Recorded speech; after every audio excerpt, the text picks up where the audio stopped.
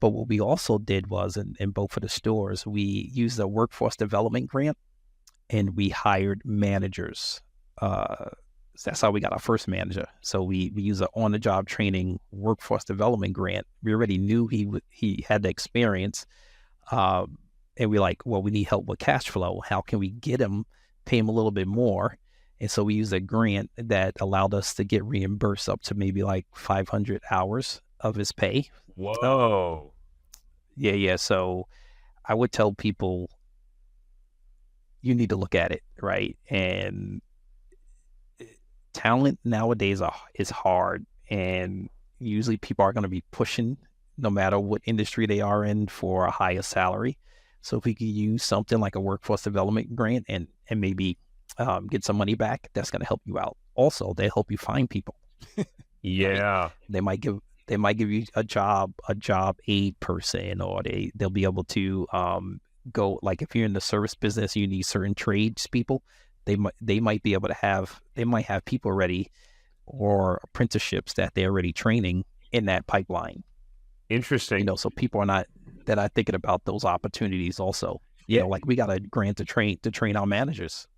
That's incredible. Yeah, so let's talk about grants, because I know that's an area that you have trainings on and you do master classes on. Um, so that's fascinating. So that grant would pay for 500 hours of a manager, which I just did the calculation is around 12 and a half weeks. So that's three and a half months where you can really, I mean, you can make some real progress in that time. So I guess what I this is an area that I don't have really any level of knowledge or experience in terms of grants. So tell us about, how do grants even work, and what are some of those opportunities out there where some of these franchisees or franchise owners or potential buyers can, come across some of these opportunities? Yeah, when who could I use, Apple or Amazon? They do like a big ribbon cutting with the governor, and we're going to open up a new facility, and they got tax credits. They usually don't talk about the on the job training grants that they're going to receive also, right? And so just think about it. If you hire a manager and you could train them.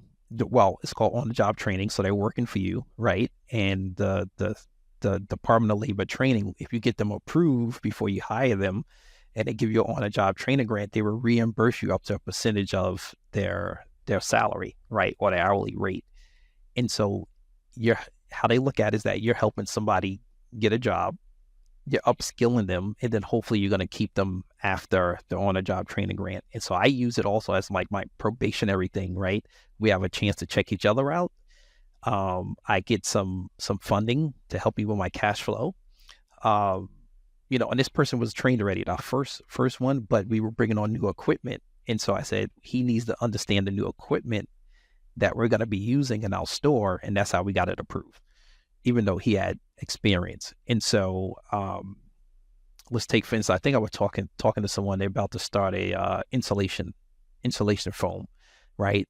Franchise. They're going to train people. And they said, usually we train people and then they leave. And I said, wouldn't it be nice to get a grant that, if they leave after the training, you still are not losing out all of your money and payroll.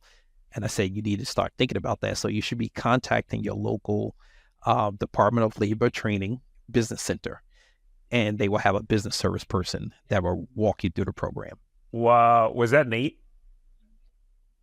Yeah, that was Nate. That Yep, was Nate. that was him. Yeah, Yeah, that's yeah, yeah. awesome. You know, so those are the things that people are forgetting about. And also, say for instance, you're in the franchise, and you say, man, I have these people, they need more training. I don't know if I have the budget to train them. You can go back to them, Department of Labor Training, and say, I would like to upskill my people. Would you approve a training grant? People don't know this. Small businesses don't know about it. The big businesses, they're doing it all the time. They got the people in the back office helping them out, looking for help when they're looking for things that can help out their employees. It's a small business that they're not thinking like Department of Labor Training, unemployment. That's what they think about. They're not thinking about how can they help me with my business and help me grow. Wow, man, that's so fascinating. I had no idea. I'm sitting here thinking now, wow, were there opportunities where I could have got some grants in the past. I Yeah, never man. even I Yeah. never even Or thinking about it, like somebody's opening up, say for instance, you're gonna open up 5 units, right? Or 2 units at the same time. Like you're like, oh, I gotta recruit these people. You could go to them and say, can you help me with recruitment for free? And then you could say, would you be interested in these positions, right? You give them the job description. Will we be able to do an on the job training program when I hire people? It's like a huge thing, huge thing. So I think we got three already for our franchise, each of our franchise units. So Wow, that's man, that's so key. That's really cool, and that's really clever. If you enjoyed this short clip from the podcast, you can check out another short clip right here. Or if you want to watch the full episode of this podcast, you can watch that here.